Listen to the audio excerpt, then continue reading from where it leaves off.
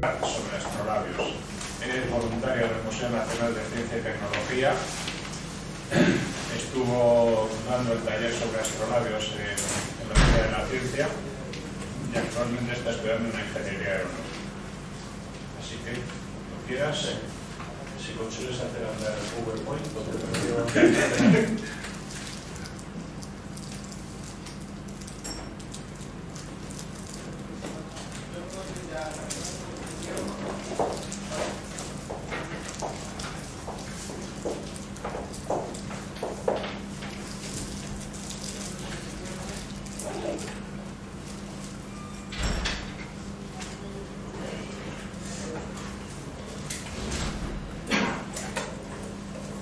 Bueno, pues buenas tardes, me llamo Javier y les iba a hablar sobre los astrolabios, pues uno de los instrumentos astronómicos que más me han fascinado a mí personalmente.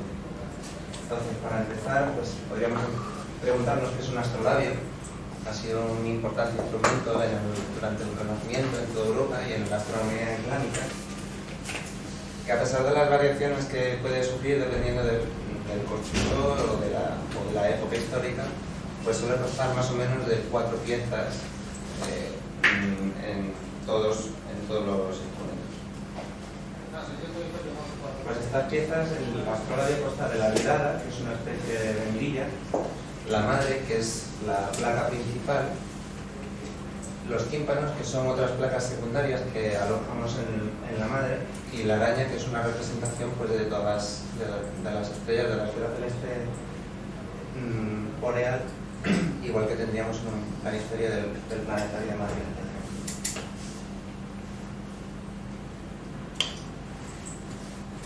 Pues el astrolabio estuvo presidido a partir del siglo II, siglo IV, más o menos, de aparatos como el mecanismo de Antikythera, que es un planetario de origen más o menos desconocido o confuso.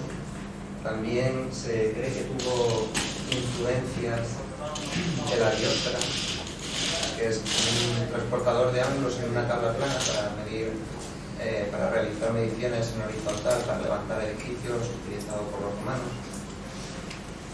Y luego, pues, como evolución del astrolabio, pues tenemos el planisferio celeste del planetario de Madrid, por ejemplo, que sería una versión muy simplificada de este instrumento. Y luego pues ya también los planisferios digitales o astrolabios digitales.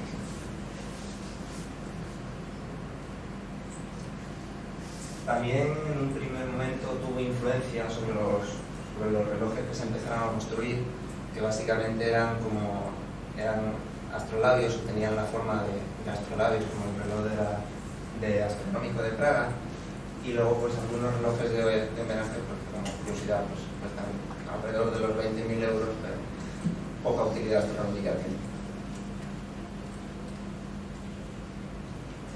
Bien, estos instrumentos que hemos comentado sobre la dioptra surgieron cerca de Alejandría en el siglo IV después de Cristo y tuvieron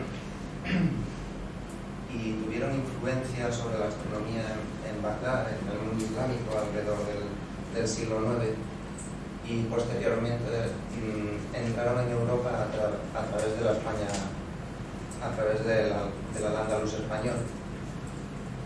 Y en el siglo XI se recogieron las traducciones al latín de los astrolabios en los libros de Isabel de Alfonso X, que posibilitó que en el siglo XV se construyera el primer astrolabio metálico en Lisboa y después en Europa en el siglo XVI. El principal principio de funcionamiento de un astrolabio es básicamente realizar medidas angulares. Eso nos posibilita, como en la figura, calcular alturas de edificios inaccesibles, profundidades, o realizar cálculos más complejos de trigonometría, de astronomía esférica, o para calcular nuestra posición o las coordenadas de un astro. Algo más veremos más detalladamente más adelante.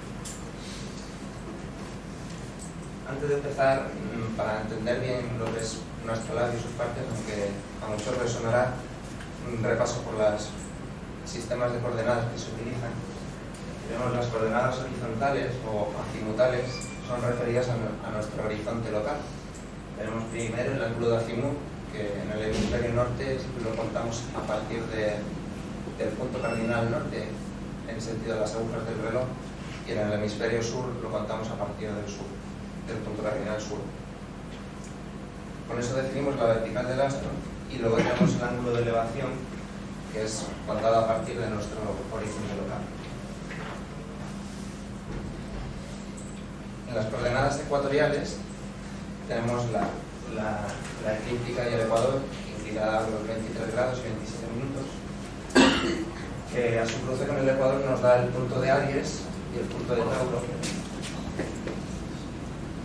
Y entonces, a partir de ahí, definimos los meridianos, la extensión recta, lo que valdría la extensión recta de dividir el ecuador en 24 horas. Y luego tenemos, una vez definido el ángulo de extensión recta, definiríamos el ángulo sobre el ecuador celeste, que sería la declinación del astro, que puede ser positiva en el hemisferio norte, en el hemisferio boreal celeste o en el hemisferio austral. Una vez visto esto, pasamos a la principal pieza del astrolabio, que es la placa madre. En un astrolabio normal, el fondo de la placa sería liso. En este caso es una reproducción de un astrolabio francés y ya incluye una de las placas. Digamos, la placa madre está en un limbo dividido en cuadrantes de 90 grados para realizar las medidas angulares de las que hemos hablado, y luego también está dividido en las 24 horas de ascensión recta.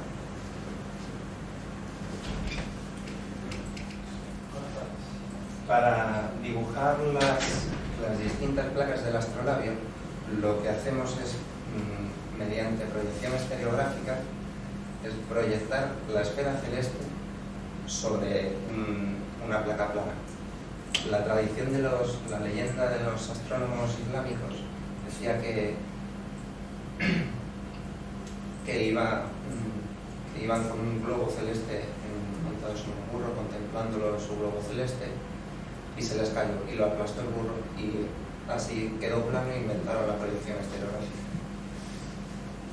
Entonces, lo que hacemos es la Tierra la simplificamos en un punto en el centro de nuestra esfera celeste y proyectamos el ecuador y los trópicos y nuestro horizonte local, por ejemplo, un horizonte a 40 grados más o menos. Después, la proyección estereográfica consiste en proyectar todas esas líneas y los trópicos desde el punto sur, desde el polo sur, y los proyectamos sobre el plano del ecuador, por lo que tenemos los trópicos proyectados ya en un plano.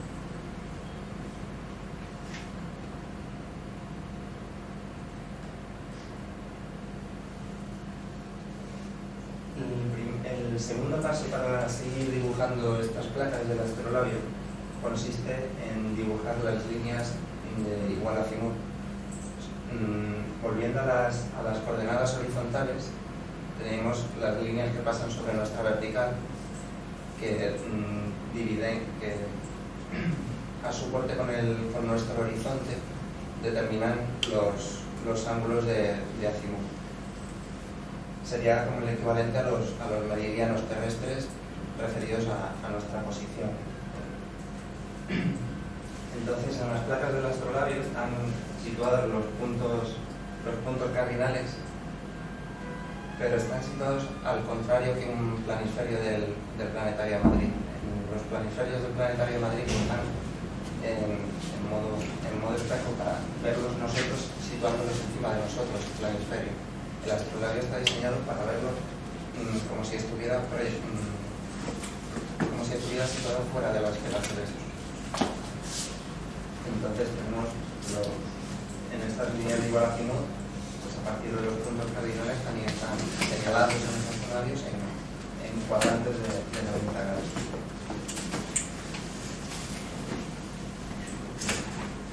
Y el tercer paso es proyectar la rejilla de nuestros paralelos locales, también llamados ambientántarax, y también utilizamos la misma proyección estereográfica. Lo que hacemos es volverlos a proyectar sobre el plano del ecuador. Ya tenemos nuestro horizonte y vamos proyectando los paralelos uno por uno que nos dan los grados de elevación, teniendo en el centro nuestro punto cenital. El problema de un astrolabio es que estas placas hay que dibujarlas específicamente para la latitud en la que vayamos a usar nuestro astrolabio, igual que un planisferio del Planetario de Madrid. Por ejemplo, si nosotros nos situamos en el paralelo, en la latitud de 90 grados en el polo norte, nuestro punto cenital coincidirá con la estrella polar que está justo en el centro de la proyección. Y si nos situamos en el ecuador, nuestro punto cenital coincidirá con la anterior placa en el círculo del ecuador. Entonces, una vez hechos todos estos dibujos y proyecciones, tenemos ya uno de los tímpanos de la latitud del astrolabio. Entonces tenemos grabado la latitud de construcción, porque habitualmente suelen contar con 3, 4 o 5 láminas a los sumo, los astrolabios. Luego la otra pieza con la que cuenta el astrolabio es la araña. En la araña tenemos representada toda la esfera celeste, además del ecuador celeste. Tenemos aquí representados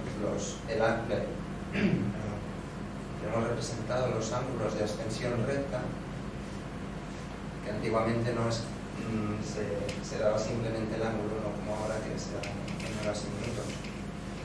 Aunque la madre tiene una escala exterior, un limbo exterior graduado también en horas y minutos, como hemos dicho antes. Luego también tenemos la eclíptica, dividida en los signos del zodiaco y cada uno dividido en 30 grados a su vez. O sea, los 360 grados dividido entre todas las casas del zodiaco. Y por último, la pieza que complementa a la araña es la regla. Esta regla pues, está graduada en grados de declinación. Lo que nos permite, por ejemplo, es conocer las coordenadas absolutas, las coordenadas ecuatoriales de cualquier estrella, por ejemplo, que tengamos en la araña. Por ejemplo, queremos conocer las coordenadas de la estrella Vega, que en este caso figura como Vultura Cadens. Entonces, lo único que tenemos que hacer es girar la regla sobre la araña alrededor del eje del astrolabio y nos da una declinación aproximadamente de 40 grados. Y en el arco de ascensión recta leemos su ángulo de 6 horas y 40 minutos.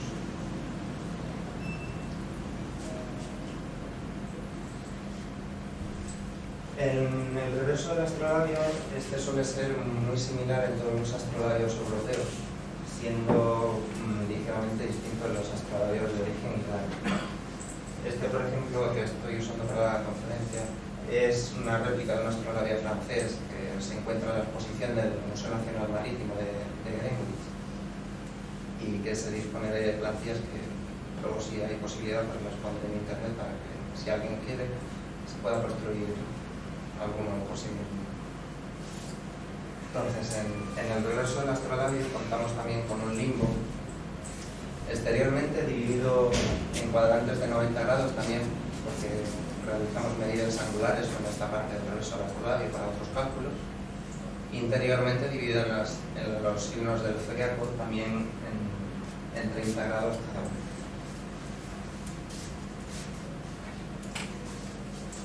Luego el disco más interior es un calendario excéntrico. Hay versiones en las que el calendario está centrado respecto al disco del astrolabio y otras en las que está descentrado, como es este, que se empleaba para obtener cálculos de la distancia de alejamiento y acercamiento al Sol, de perihelio y afelio. Y de ahí que ven este descentrado. Luego tenemos la escala de horas desiguales, que dividen el día y la noche en partes iguales y de ahí que sean desiguales. En verano, por ejemplo, las noches serán más cortas y serán 12 horas igual, 12 horas dividimos la noche en 12 horas cortas y en invierno, que son más largas, dividimos también la noche en 12 horas, pero más largas. Esto era por la tradición que había antiguamente de dar la hora nocturna, por ejemplo, o la hora diurna en horas desiguales. Luego más adelante veremos algún ejemplo de cómo ampliar la escala. Luego el cuadro de sombras permite realizar cálculos trigonométricos sencillos para, por ejemplo, para alturas de edificios o profundidades o medición de fincas, en general topografía y agrimensura.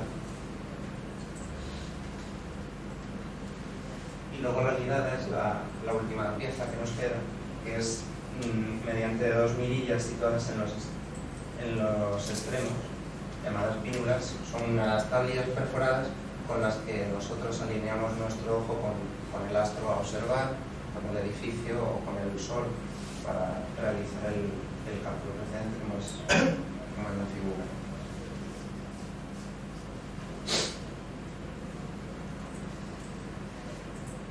También, como habíamos dicho, los astrolabios islámicos son ligeramente diferentes a los europeos, fueron más tempranos, pero como curiosidades incluían precisas escalas de senos, cosenos, ecotangentes, que en vez de, si algún astrónomo o algún científico tenía que realizar dichos cálculos, siempre tenían que recurrir a tablas ya hechas, poco precisas o confusas de interpretar. Entonces, con estos astrolabios, simplemente con la misma ligada que hemos visto, en el reverso eran distintos dibujos geométricos que les permitía obtener directamente los valores para cualquier ángulo entre 0 y 90 grados. Luego también les preocupaba mucho a los astrónomos islámicos determinar exactamente las horas del día y de la noche para los tiempos de oración. Y de ahí también que tengan escalas y mapas para determinar el azimut, o sea, su ángulo relativo a la Meca para orar. También contenían mansiones lunares y distintas placas para realizar horóscopos y operaciones diversas. Uno de los primeros ejemplos que podríamos ver de uso de la aplicación del astrolabio sería obtener la hora solar diurna. Entonces, lo primero que hemos de hacer con la ligada es obtener la altura del Sol en un determinado momento del día. Y, por ejemplo, pues hoy hemos tenido en algún momento 30 grados de elevación sobre el horizonte. El segundo paso es, con la misma ligada y el calendario, situar nuestra fecha. Por ejemplo, 23 de septiembre, que da el grado 29 en la casa de Virgo. Con esos datos le damos la vuelta al astrolabio, buscamos el almucántar correspondiente a 30 grados de elevación en el que se encontrará el Sol y giramos la araña hasta hacer coincidir el punto de la eclíptica de 29 grados en Virgo con el almucántar de 30 grados. Pero hay un ligero problema que nos puede dar ambigüedad, que el Sol alcanza 30 grados en algún momento de la mañana y en algún momento de la tarde. Por ejemplo, lo situamos en la tarde y girando la regla sobre la araña, haciéndola coincidir con el punto preciso de 29 grados en Virgo, nos da la hora solar en el limbo exterior del anverso del astrolabio. Y a la diferencia de España con la hora oficial, tendremos en verano 2 horas y cuarto más o menos de diferencia con la hora solar. Para calcular la hora nocturna, el procedimiento es muy semejante. Lo único que tendríamos que hacer con la ligada, medir la elevación de algún astro que conozcamos y volver a la placa de los almucántares y situar el astro. Tenemos el norte, el sur, el este y el oeste. Lo único que tenemos que saber es si el astro se encuentra a la izquierda entre el norte y el sur o el sur y el norte.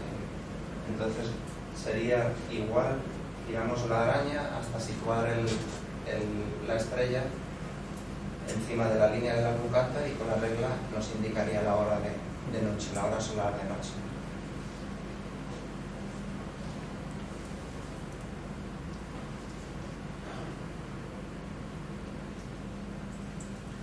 Para medir alturas y profundidades de edificios inaccesibles tenemos dos formas. Por ejemplo, nosotros nos situaríamos con nuestro astrolabio colgado de una niña y mediríamos la distancia en grados desde nuestros ojos hasta el techo del edificio, en este caso una torre. Y veríamos qué intersección nos da validada con el cuadro de sombras. En este caso el cuadro de sombras lo que utiliza es una proporción de regla de 3 y está dividido en 12 unidades, la umbra recta y la umbra versa en otras 12. Esto quiere decir, si nos situamos a 12 pasos o a 12 metros o a 120 metros del edificio, la altura del mismo será 6 pasos o 6 metros o 60 metros. Siempre nos da una proporción. Y si el edificio fuera más alto, que tuviéramos que elevar más la alidada y nos marcara en este 6, el cálculo sería que el edificio tendría 12 unidades y nosotros estamos situados a 6 unidades del mismo. Eso es, si nosotros conocemos a qué distancia nos encontramos, por ejemplo, de la torre. Si no conociésemos por alguna circunstancia a qué distancia nos encontramos de la misma, porque es un edificio muy lejano, lo que debemos hacer es hacer la misma medición de ángulo, alejarnos una distancia conocida, por ejemplo 30 metros, y volver a medir ángulo. Lo único que eso ya requiere cálculos más complejos, trigonométricos, de senos y cosenos, pero también se obtiene la altura del edificio igualmente. Y bueno, pues nada más, y espero no haber sido muy largo. Y si tienen alguna pregunta sobre el manejo o algún caso más en particular. Es interesantísimo.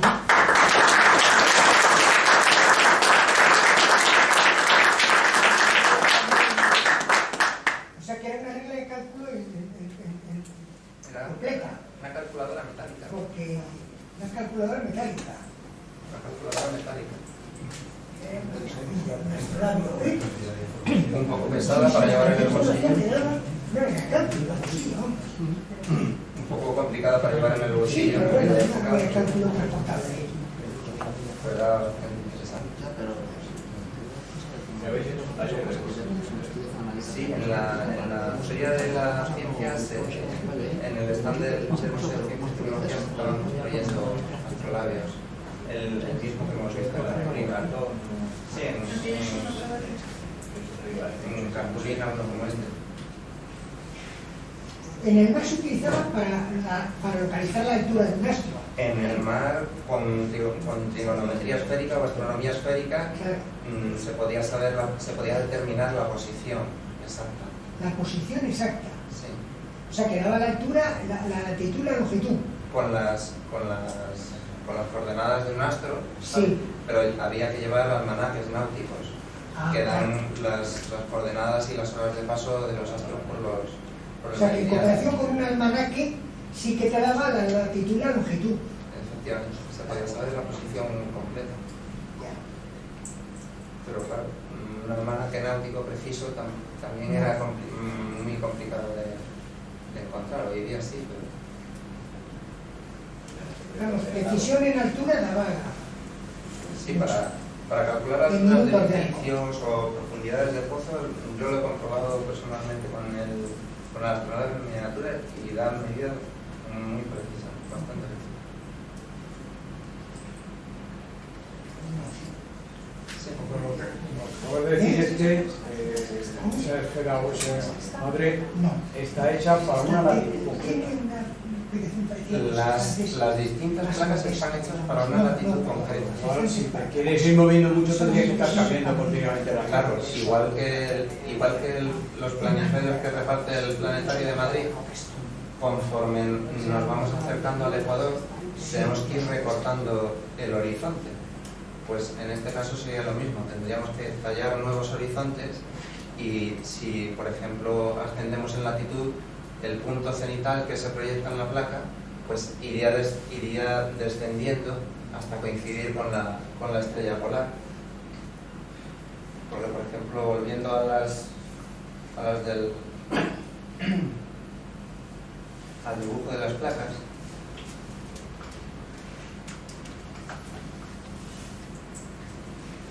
como proyectamos todo desde el polo sur, la estrella polar se proyecta justamente en el centro.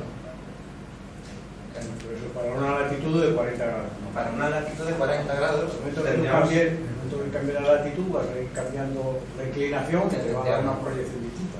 claro, Cambiaban las hojas, entonces las placas. claro, iban adosadas todas con un tornillo, llevaban Y podías 4 o utilizar 5. la de la... Pero claro, incrementaba el peso, incrementaba el grosor de la placa madre que contenía todo. Y sin embargo, la araña es universal porque la proyección de las estrellas es siempre sobre el plano ecuatorial. Claro, la proyección de la esfera celeste siempre es fija. ¿Cómo sabías qué placa tenías que usar para el plano marco? Pues, por ejemplo, midiendo la elevación de la estrella polar sobre nuestro horizonte local, da la latitud directa a la polar. Por eso la mediodía.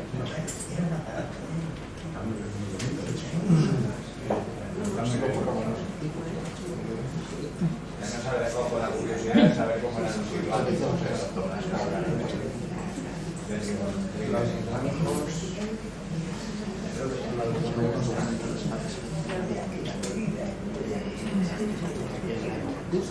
pero básicamente era en uno de los cuadrantes del grueso de la solaria.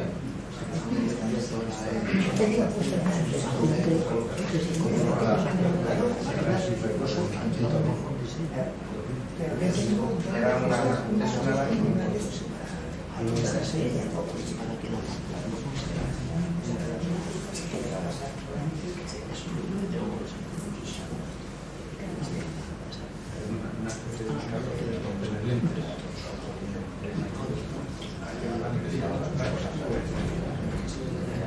De hecho, está la luna con la ángulo y los pesadores del semidifusión. Y eso de la división se diría en horas de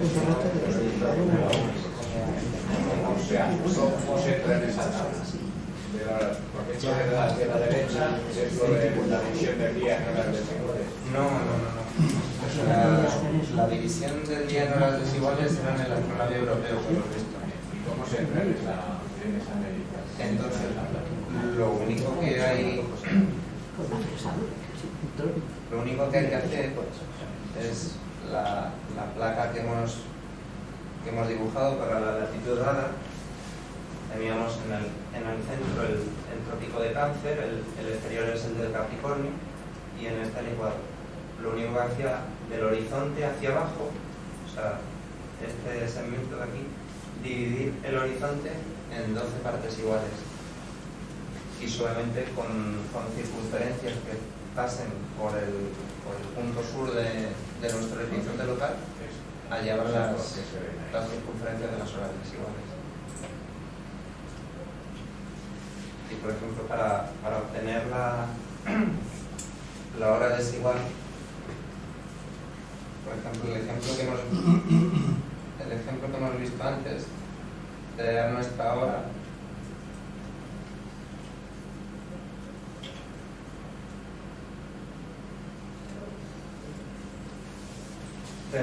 marcamos con la regla sobre el punto de la eclíptica y nos da la hora solar real en el limbo exterior del astral. Pero si volvemos aquí y con la misma regla buscamos el punto diametralmente opuesto, nos da la hora desigual para ese momento del día. Para ese momento del día. El mundo exterior que da la hora solar y en el otro la división horaria. Sí. Lo único que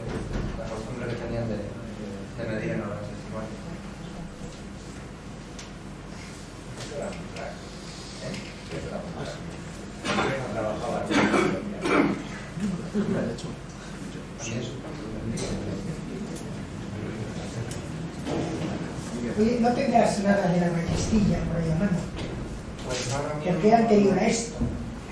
¿Cómo? Fue anterior, pero ahora mismo imágenes no tengo ninguna, pero es de lo más sencillo que había para obtener también medidas angulares. Angular en capas. Era Eso era lo más primitivo ya. era lo más sencillo. Es un bastón alargado con Una regla que se movía con perpendicularmente. como en forma de cruz y lo movíamos de delante hacia atrás. Entonces estaba graduado.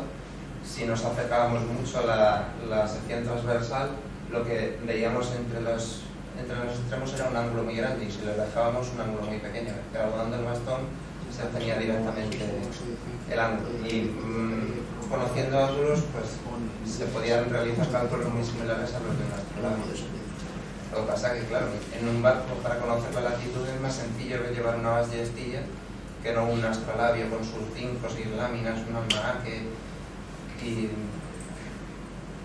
pero bueno. El medidor de ángulo definitivo fue el sextante, porque puedes tomar el ángulo no paso a paso, sino con una sola medida, y aunque el barco se esté moviendo, tú siempre puedes tomar el ángulo exactamente, sin tener que tomarlo un paso y luego otro paso, como se tenía que hacer con otros instrumentos. Claro. De todas formas, los estantes, el octante y el cuadrante proceden del astrolabio. Claro. Los primeros lo único que hacían era cerrar el astrolabio en un cuarto y añadirle una plomada y ya tenían el cuadrante hecho. Y también les permitía obtener los ángulos directamente como dice. Aunque también hay gente ahora que se está construyendo los estantes con cajas de CD y piezas de Lego. También bastante preciso. Pero bueno, menos pesado y más sencillo de llevar.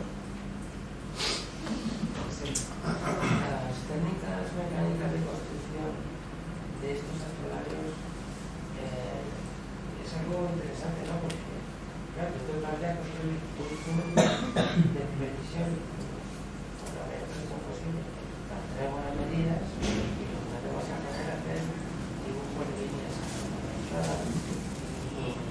ni divisiones de dibujo geométrico.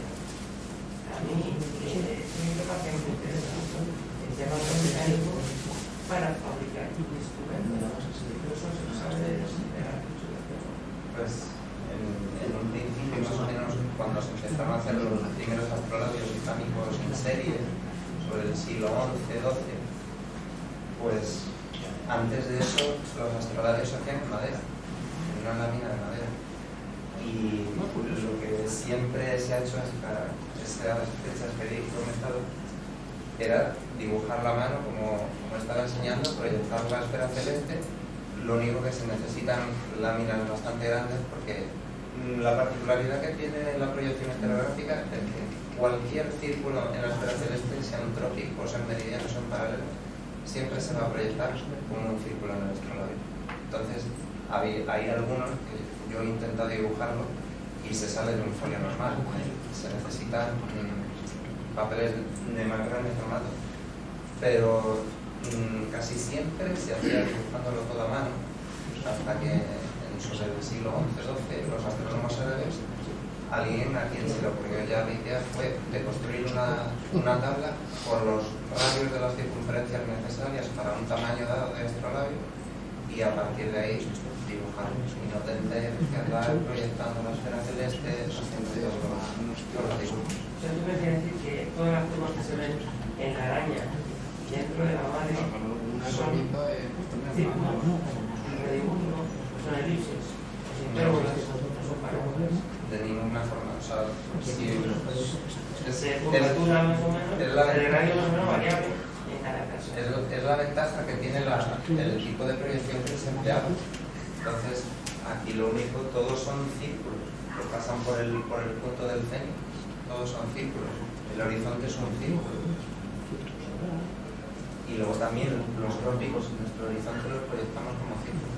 Entonces, eso simplificaba muchísimo, no solamente para dibujar astrolabios, sino para su aplicación a mapas. Porque si se tenía que dibujar elipses y hipérbolas, hasta que no tuvieras un buen elisógrafo no podías dibujar un buen mapa o un buen instrumento. Y entonces todos los hacían a partir de la fecha todo del mismo tamaño, ¿verdad? Porque tablas siempre la misma. Imagino que harían tablas para distintos tamaños, Distintos tamaños. pero una vez teniendo todos los datos de los radios es fácil calcularlas. Tres tamaños. Pero siempre se ha hecho, en un principio se hacía dibujándolo todo a mano con dibujos muy similares a estos y tallando al ácido o a mano en láminas de bronce. Así que laborioso es. Y lo único, la araña es la única que no, quitando las circunferencias del zodiaco y del ecuador dividido en ángulos, el resto, cada constructor ponía las estrellas que mejor le parecían. Las que le parecían más importantes, por ejemplo Vega, están las de las principales constelaciones, y a partir de ahí, pues de la capacidad artística de cada constructor, pues se conseguía una araña o unir las estrellas de distintas formas. Por ejemplo, los astrolabios islámicos, hay algunos que en vez de estrellas son boquitas de estaño sobre hilos finos de bronce. Hay algunos que son obras de arte y otros pues, un poco más toscos. Eso fue un trabajo de ferrería, eran mujeres que hacían eso en la época. Claro. La verdad es que como instrumento, aparte de instrumento astronómico, eran obras de arte.